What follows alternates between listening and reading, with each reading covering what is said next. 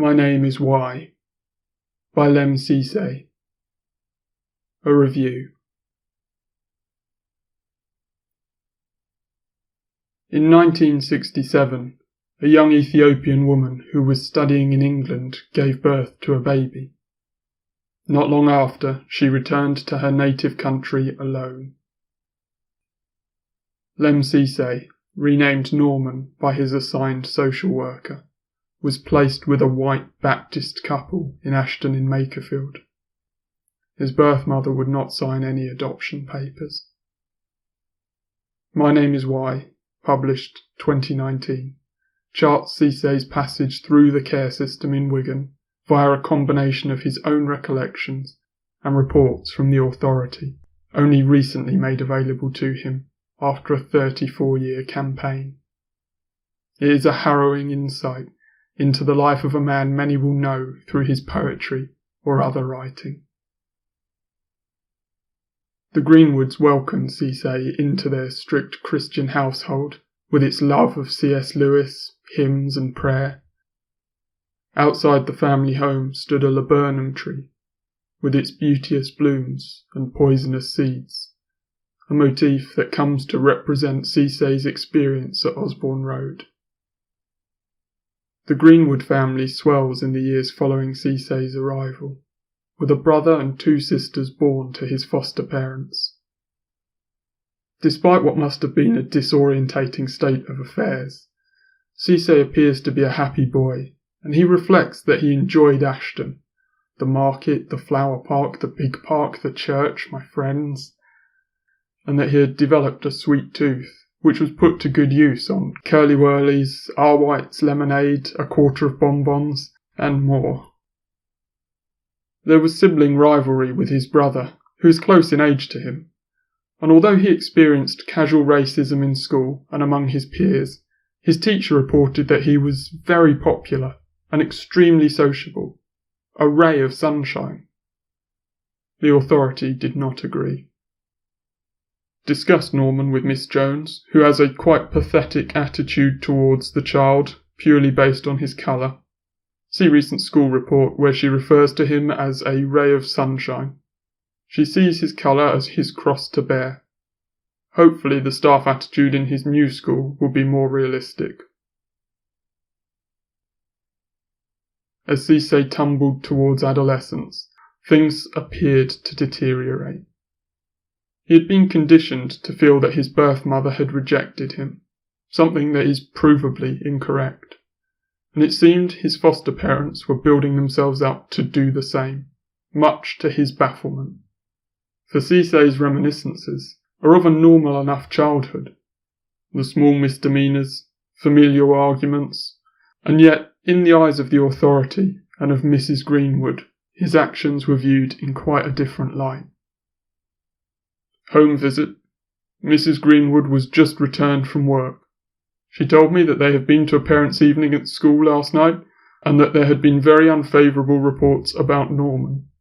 She says Norman is a naughty boy, and that she sometimes thinks he is amoral. She told me that he smokes, swears, steals, and he seems to harbour a grudge about being black.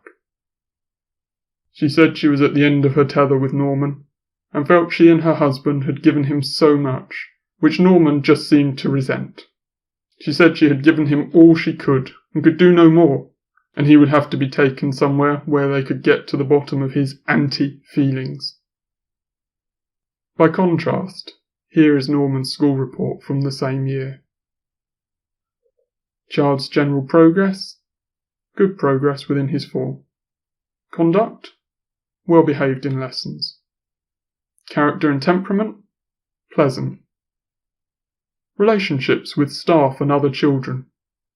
Always keen to please and has many friends. Participation in school activities? Always willing to participate. Cleanliness and tidiness? Very good. General progress? Good progress. Norman has settled down well in his first year at this school. Even at this distance, it is difficult to ascertain exactly what was happening within the Greenwood household. What is clear is that Sissay was unsettling his parents with his vigorous exploration of life, which pushed the boundaries of their staid religiosity. Inevitably, it would be Sissay that lost out. A foster child will expose the cracks in the familial veneer, insomuch as the foster child is a cipher to the dysfunction of a family and also a seer. But the responsibility is too great for a child, so he finds himself manipulated and blamed for what he exposes by the simple virtue of his innocence. The wrath this innocence incurs is deep and dark. So it was that at the age of 12, Sissay found himself removed from the Greenwood home and shunted around care facilities where staff were disinterested in their charges. During this time, his behaviour became erratic as he struggled to consolidate his self-image in the face of indifference from some quarters and outright hostility from others.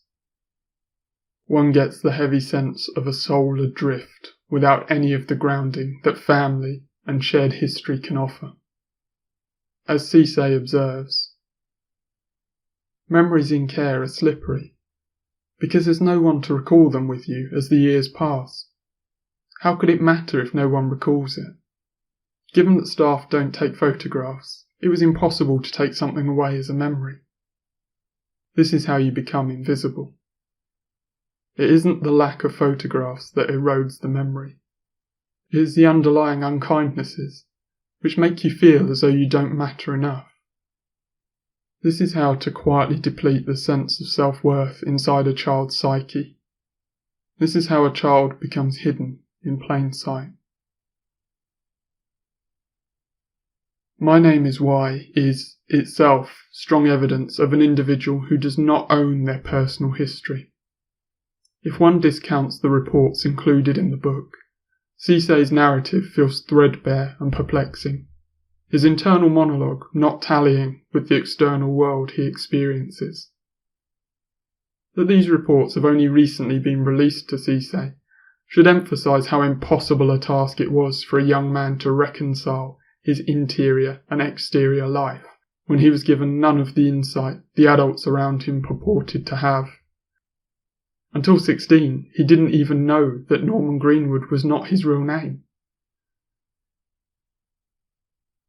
The final stop on his tour of care facilities, Wood End Assessment Centre, was more akin to a detention centre than a home, and the children who were placed there were subjected to appalling abuse at the hands of the staff.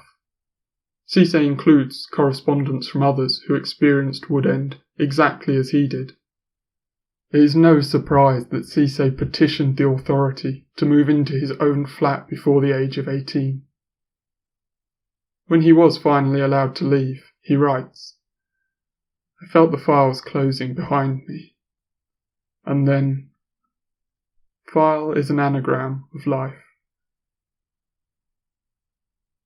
By this point, Sissay had begun to find a place in the world that fitted him.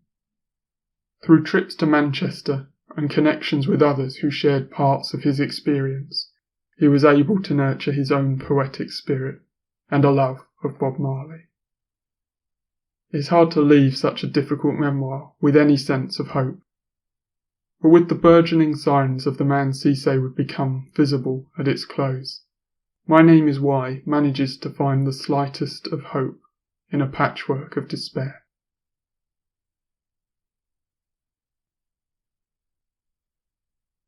This review and reading are copyright Matthew Selwyn. To find out more, visit bibliofreak.net.